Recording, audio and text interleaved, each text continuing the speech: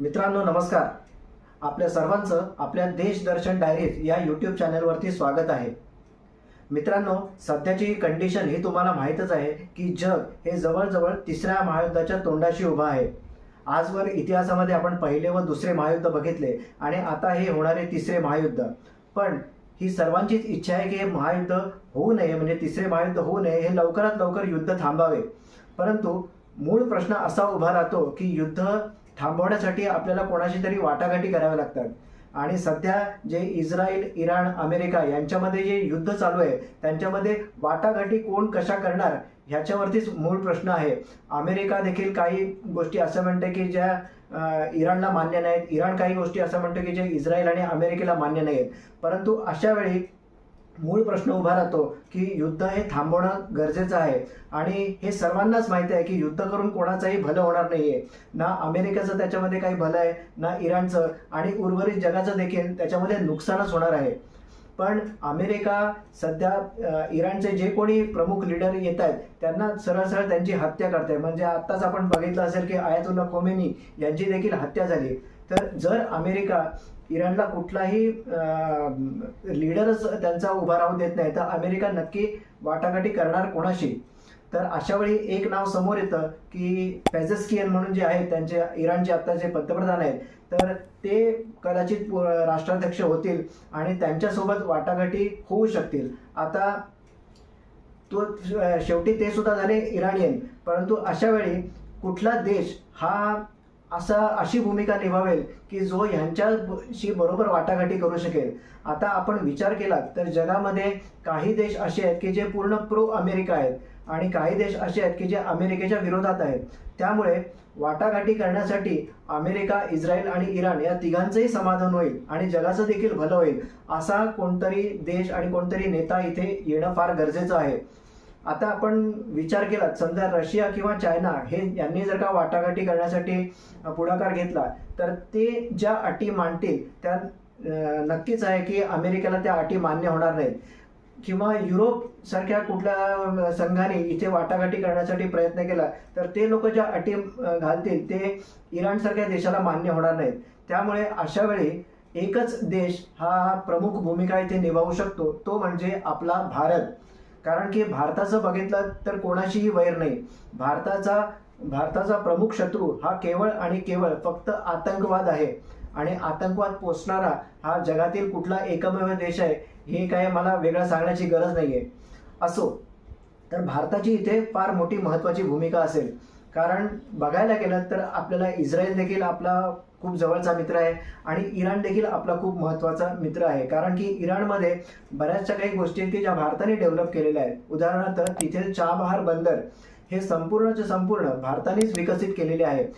मित्रांनो, मगाशी बोलण्याच्या नादात एक चुकीची माहिती माझ्याकडून देण्यात आली की पेझेस्कियन हे आत्ताचे तिकडचे प्राईम मिनिस्टर म्हणजे पंतप्रधान आहेत. परंतु इराणमध्ये पंतप्रधान हे पदच नाहीये, तर पेझेस्कियन हे आत्ताचे तिकडचे राष्ट्राध्यक्ष म्हणजे प्रेसिडेंट आहेत. तर या चुकीबद्दल मला माफी असावी. तर असो, आता आपण मूळ विषय हा आहे आपला की ह्या युद्धामध्ये आणि या युद्धाच्या नंतर भारताला काय संधी आहेत. आता इराणचा जर का तुम्ही भूगोल बघितला तर तुम्हाला असं दिसण्यात येईल की इराणमध्ये दोन बंदरं फार महत्त्वाची आहेत. एक आहे आयलंड, म्हणजे तिकडचं खर्ग म्हणून एक आयलंड आहे जे इराणच्या पश्चिम टोकाला आहे आणि समुद्रापासून साधारण 20 मैल आतमध्ये आहे ते. तर इराणचं जे काही प्रमुख तेल आहे त्याचा जो साठा होतो, जवळजवळ 90% साठा इराणचा हा खर्ग या आयलंडवरती होतो आणि तिकडून मग तो पूर्ण जगाला पाठवला जातो. तुम्ही हे बघितलं असेल की आता जे काही युद्ध चालू आहे त्यामध्ये सुद्धा अमेरिकेने किंवा इस्रायलने या खर्ग बेटावरती अजून हल्ला केलेला नाहीये. आणि दुसरं महत्त्वाचं बंदर आहे ते म्हणजे चाबहार बंदर. तर इराणचे जे आता जे प्रेसिडेंट आहेत त्यांनी सांगितलंय की भारताने हे पूर्णपणे विकसित करावं जे काही ऑलरेडी आपण केलेलं आहे. आणि इराण हे जवळजवळ त्यांचं जे तेल आहे ते भारताला द्यायला तयार आहे आणि ते देखील रुपयामध्ये. त्यामुळे भारताला इथे कुठलीच अडचण येणार नाहीये. त्यामुळे भारताला तेलाचा अव्याहत पुरवठा होईल आणि ज्यावेळी चाबहार बंदर आपल्या हातात येईल पूर्णपणे तर त्या चाबार बंदराच्या मार्गाने आपण पूर्ण मध्य एशिया आणि युरोपपर्यंत आपण व्यवस्थित पोहोचतो आणि तिकडचे जे नैसर्गिक वायूचे साठे आहेत आणि तेलाचे साठे आहेत त्याचा पुरवठा हा भारताला अव्याहतपणे सुरुवात होईल. कारण की तिकडचे चाबहार बंदर आणि आपल्या इकडचे कांडला बंदर किंवा JNPT बंदर आणि सर्वात महत्त्वाचे म्हणजे वाढवण बंदर यांची डायरेक्ट कनेक्टिव्हिटी ही चाबहार बंदराला होते. तर हा भारताला एक सुवर्ण संधी इथे येते.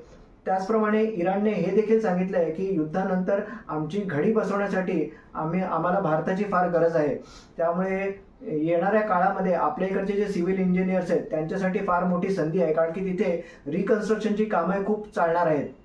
आता तुम्ही इथे म्हणाल की इथे मध्ये चायनाला देखील बोलवू शकतील, परंतु तुम्हाला माहिती आहे की जर का चायनाचं काही भलं होणार असेल तर नक्कीच अमेरिका त्याला विरोध करेल आणि अमेरिकेला चायनाला काउंटर करण्यासाठी भारत हा फार महत्त्वाचा पार्टनर आहे. आणि भारत हा अमेरिकेचा तसंही व्यापारामध्ये देखील आपण खूप मोठा पार्टनर आहे. तर एकूणच बघितलं तर भारतातील तरुणांसाठी आणि आपल्या भारतासाठी या युद्धाच्या नंतर खूप मोठ्या संधी निर्माण होणार आहेत. तर हा झाला येणारा भविष्यकाळ. हे झालं आपलं काय म्हणतो आपण त्याला, आपल्याला जे वाटतंय असं आपण म्हणू शकतो. मी काय इथे भविष्यवक्ता नाही आहे की हेच होईल, परंतु एकूण परिस्थिती बघितली तर घटना अशा घडू शकतील. तर मित्रांनो, आपण बघूयाच की नक्की पुढे काय घटना घडतात आणि त्याच्यामध्ये भारताला काय फायदा होतो. मित्रांनो, तुमचे देखील यावरती काय मत आहे हे मला जरूर कमेंट बॉक्समध्ये कळवा. आणि अर्थातच व्हिडिओ आवडला असल्यास व्हिडिओला नक्की लाईक आणि शेअर करा आणि चॅनलवरती नवीन असाल तर चॅनलला सबस्क्राईब देखील करा. आणि सर्वांना येणाऱ्या गुढीपाडव्याच्या म्हणजे हिंदू नवीन वर्षाच्या हार्दिक शुभेच्छा. मित्रांनो, ह्या हिंदू नवीन वर्षाच्या वेळी मी जे काही इकडे शोभायात्रा निघते त्याची मी लाईव्ह स्ट्रीमिंग करणार आहे. तर ज्यांना ज्यांना इंटरेस्ट आहे त्यांनी नक्कीच त्यावेळी जॉईन व्हा. तर भेटूया पुन्हा एकदा अशाच कुठल्या तरी नवीन विषयावरती चर्चा करण्यासाठी. तोपर्यंत धन्यवाद.